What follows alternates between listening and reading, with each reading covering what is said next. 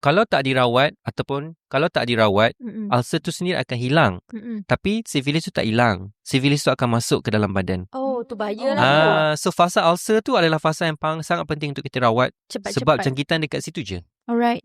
Kat superficial tu je. Dia dekat bahagian shaft dia ke? Mana-mana. Kepala boleh, shaft boleh. Tak kisah mana-mana. Kalau yang ada sex anus dekat dubur. Right. Oral pun boleh kalau ada sex oral. Okay. Ulcer dekat dubur lah. Ulcer dekat dubur. Luar dubur. Kita boleh nampak. Tapi sebab Pula dia painless. you nak pula kena pergi check. Oh ni ulcer. Buka pula. Oh okay. Betul. Jadi lepas daripada tu, kalau tak dirawat, dia akan hilang.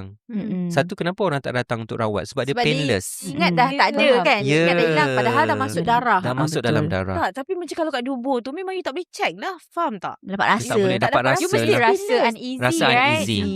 Rasa uneasy. Tapi doktor, semua ni simptom-simptom ni boleh nak kena pergi pakar ke atau boleh pergi just GP? doktor. Boleh pergi klinik. GP. Boleh. Biasa doktor yang tahu dia boleh bagi rawatan. Rawatan dia memang still antibiotik juga Antibiotik ke? Atau? tapi injection. Alright. Dia akan check dulu lah. Dia akan check, yes. Kita akan bagi rawatan terus dan kita check. So, kita tak boleh tunggu check dulu result keluar baru bagi. Okay. Sebab kalau kita nampak benda tu memang suspect of syphilis, kita bagi treatment terus. Serta-merta.